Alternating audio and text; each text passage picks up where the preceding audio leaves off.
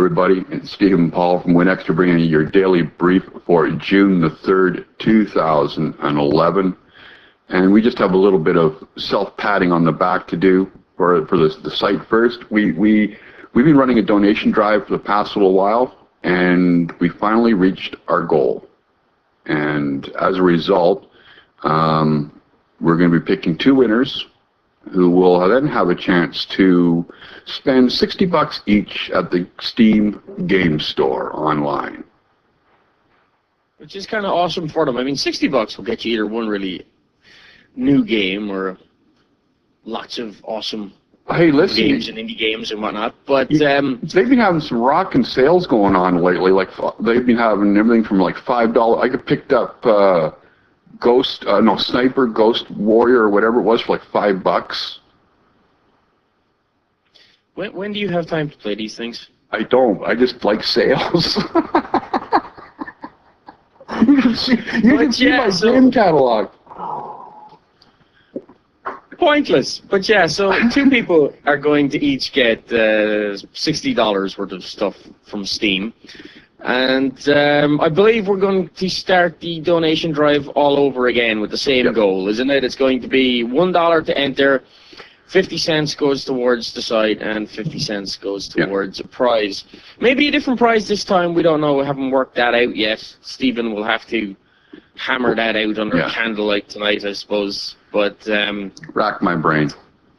But yeah, so basically thank you to everybody who donated and got involved with it. And the winners will be notified over the next 48 hours by email. And if they allow us, we will then announce their names on the site too. I can understand that, you know, somebody might not want their name associated with donating to WinExtra, you know, because now why not? It's a noble cause. Speaking of noble causes, or not so noble causes, as the case may be. Yeah, someone apparently has started reverse engineering Skype. Yeah, I'm like, why, dude? FM Bushmanov, which at first I thought was a fake name, but apparently is not, has started the blog Skype Open Source. You'll find it at skypeopensource.blogspot.com, where he has reverse engineered the Skype protocol and dumped the lot of it to the Pirate Bay. It's about like 147 megs of files. There's a couple of hundred people seeding it at the moment. Now, FM obviously is going to be the receipt of a major bloody lawsuit. A major knock on the door. As he turns around and he comes right out and he says, you know, my goal is to make Skype open source.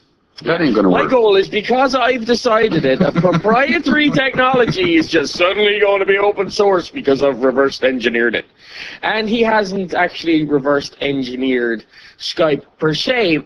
He's reverse engineered version 4 of the protocol, which of course is not being used. Skype 5 and stuff will talk to that version, but the protocol won't connect to Skype supernodes, etc., because of certification stuff. And I suppose there is a way to do it. You could dump certification and make this version of the protocol talk, but again, at the moment, about all you could do is send messages to version 3 and version 4 of the Skype client. Yeah, it's not complete. I expect this to be very short-lived. Microsoft just spent $8.5 billion by Skype. They're not going to want some kid publishing their protocols, the proprietary protocols, which they paid a lot of money for, online. So expect this to get wiped out fairly quickly. Fairly lively. You know, the issue, I think, here is that the VoIP world is really lacking a good open source. Well, the last one was what, Gizmo 5, which was bought by Google. Yeah, and that became Google Voice. Well, they actually haven't done much with that. Right? Google Talk was already out at that point in time. We kind of expected that Gizmo 5 would become the Google Voice desktop client. Yeah. To tie in Google Talk, Google Voice, the whole lot into one area, and that just never surfaced. So what Google ended up doing with it is still a bit of a mystery to me. In sort of the Linux world, you had GNU Talk, or was it GNU Call? I can't remember it. It'll tell you how often I use it. It'll tell you how badly the open source world is really lacking a good VoIP client. So I can understand sort of FM's, which sounds like an Irish person telling somebody to feck off. But I can understand FM's sort of desire to have Skype open sourced, but ladies and gentlemen, it ain't gonna happen. Skype ain't ever going to be open sourced. No. But you know what? Maybe there's the possibility here that with the code that has been reverse engineered, people will maybe learn from it in developing an open source VoIP client. However, you can be guaranteed that anything they build off that, Microsoft will be looking very closely and have them right in there for patent infringement, etc., etc. So, no. One of the taglines that IE9 has been using is the battle for beauty on the web. I think it's kind of a stupid one, but apparently they've got an online beauty of the web, not battle for beauty on the web. Beauty. Anyway, they've got a new thing going on, June 10th and 11th, online and offline game to fight for a more beautiful web. And basically what it looks like to be, and this is apparently happening in Toronto, believe it or not, they're going to be using an interactive screen to play with online counterparts, and it'll be done through the browser using HTML5, and it's an interactive screen to play with online counter, bridging interactive play with physical play. It will be interesting to say the least. Only you could manage to read out a story like this and say nothing. All right, basically what's going on is this. It's gaming, online and offline at the same time. What they're going to do is they're going to take the streets of Toronto with a big interactive screen, and they're going to get regular folks on the street to chuck softballs at the screen. Yes. Screen will detect the impacts. Yeah. The screen will detect the impacts, and that will determine, how you compete against players who are on computers at the other side, which is interesting. It's fun. It's a bit of novelty. It's a touchscreen game made a bit bigger. It's a little promotional stunt that obviously has Hodson a bit amused and a bit excited. Amused. Not excited, because amused. The chances are that Hodson will be playing that game because there's only 12 people in Canada, so he should be able to get involved with it himself personally. The fact that it's happening in Canada is amazing. Anyway, moving on. Orapa, which we've heard about a couple of times now. Mary Jo Foley wrote about it a couple of weeks ago. Is the new Xbox Live Diamond service with IPTV? Sorry, where's this story coming out of? Diamond service? It's actually been across a couple of places, but I think it traces back to a post over at Gameplay Today. So Xbox is going to introduce another tier to Xbox Live. Wouldn't surprise me. I don't see that happening at all. You're currently paying $9.99 for Xbox Live. What are they going to do for Xbox Live Gold? I don't know. You're the Xbox person, not me. I don't have one. I'm the Xbox person, but you put the story in here. I currently pay $9.99 for Xbox Live. If you want to run Netflix or something on top of that, you talked about what? $7.99. But that's going to Netflix, and you can be damn well guaranteed Microsoft is getting their cut out of that. Orapa is supposed to be what? An IPTV thing? Yeah. Well, we already have that. We have ESPN3. Yeah, that's on the Gold Live, isn't it? Yes, all this has to be on Live. If you're just a silver member, you can use Xbox, but you're not going to get the $9.99 that you're paying is for the goodies. Yeah. if Microsoft is going to introduce more IPTV stuff, I can't see them introducing another tier. Level, yeah. That wouldn't make any sense. Possibly up the price by a buck or two a month, but introduce a whole new tier just for IPTV? No, because then they'd be competing directly with Hulu, Netflix, yeah, which are all services that are on Xbox Live that Microsoft get a cut from, okay? And unless Microsoft's IPTV offering was considerably more compelling than Netflix or Hulu, why would you bother paying for it? Yeah. I don't see this happening. I could see maybe the price of Xbox Live going up by a buck, and you get some IPTV stuff thrown in on top, even though we're already getting IPTV stuff thrown in on top. For example, I was watching the Ireland versus Scotland match live the other day on ESPN3 on Xbox. What's that? It was the final of the Carlsberg Cup. Thank you very much. If you ever got away from your desk, you know... I do, regularly.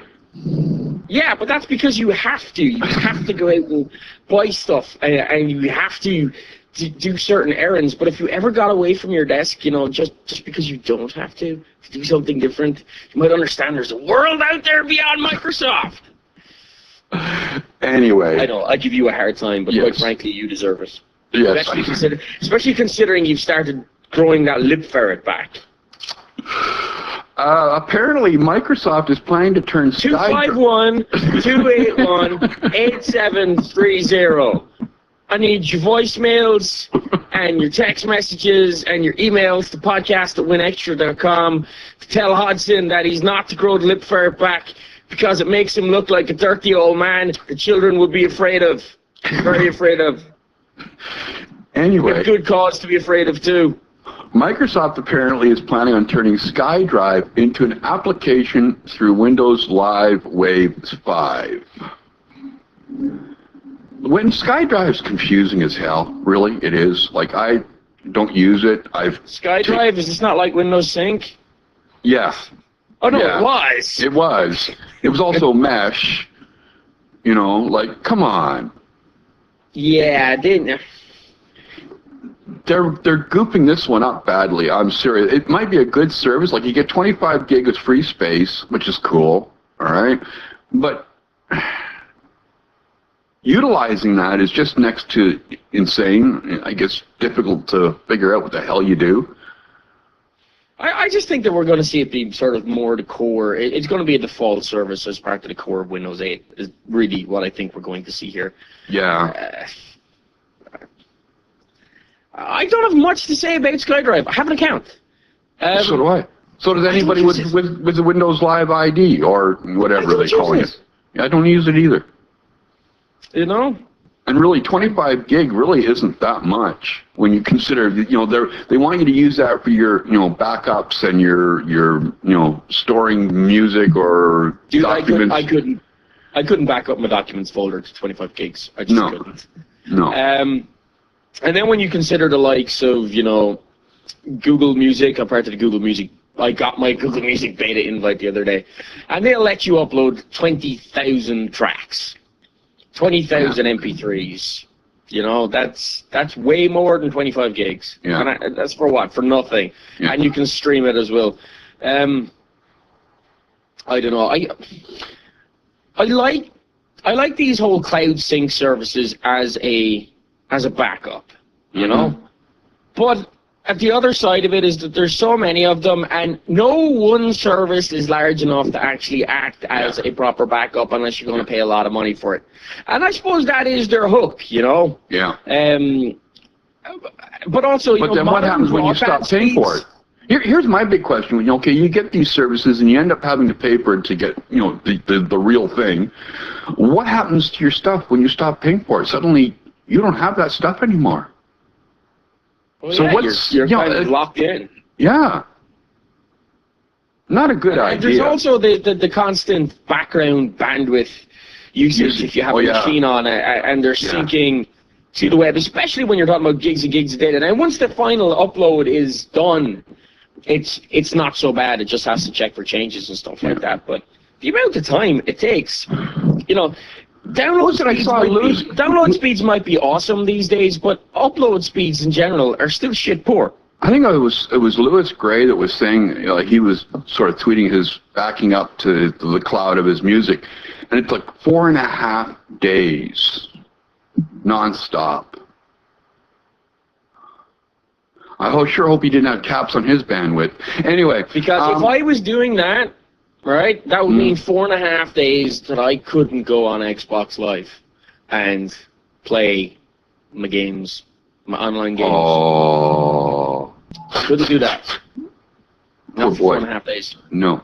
I have painful withdrawal symptoms. Microsoft Hardware has released a rather interesting keyboard mouse combo. It's utilizing AES 128-bit encryption. The idea being that normal wireless keyboards can be snarfed or whatever they want to call it, and because normal wireless keyboards transmit in plain text. Yeah. Right. So that information is easy to, well, it's easy to pull and pick up if you're within range. Obviously, why somebody would be within 30 foot of my house trying to scan my keyboard is beyond me. But, you know, if they did want to, they could. And if you are of the tinfoil hat variety and think that maybe your neighbor next door is trying to scan your wireless keyboard to get your credit card information or your passwords so that they can, I don't know, nefariously pretend to be you online and then get hacked, you know, with their Sony account. Like, just happened again. They lost. They had another 1 million accounts compromised. Because quite frankly, I think that is where the bigger trouble is, having your information in the cloud rather than a wireless keyboard at your house. But if you are of that tinfoil hat variety, you can buy this keyboard. How much does it cost? I think it was if I recall correctly, it was $39.95. It doesn't look like a bad keyboard. I've never held one. I like the Microsoft keyboards. I used to own one of their of course you do. It's Microsoft. Kiss it. Okay? Just no, thank kiss it. Here you go. Kiss you have a wife for Kiss it. Kiss it. Anyway, to get this done with, because we're running slow on time, on the weekend I wrote a post sort of bitching as usual about this massive inundation on the marketplace for the Windows Phone 7 of what I call spam apps. What is your problem with this? My problem with this is that you are forever bitching about the same stuff. Come up with something new to give out about for once, okay? It doesn't matter what marketplace you have. It's going to fill with apps that are useless. I said that in the post, if you had read it. Yeah, but you also said this last year. And 11 months ago, and 10 months ago, and 9 months ago, and 8 months ago, 7 months ago. You see a pattern developing here. Microsoft is addressing the problem by instituting a 20 app limit per day dump. 20 apps. That's really going to solve the problem. No, it's not. Yes, you, dear developer, can only upload 20 apps a day. That's really not going to stop the spammers. No. No, it's not. Anyway. Or the people who create multiple fart apps. There's not enough fart apps in the world. Right. Anyway, if you have any comments about today's show or any that we've said in the past, you can drop a line to podcast@winextra.com or leave a comment on any of the posts that, you know, where you find the show. Or you can leave us a voicemail or a text message at 251-281-8730. And have a good day. Have a great weekend, folks. Yes. Bye-bye.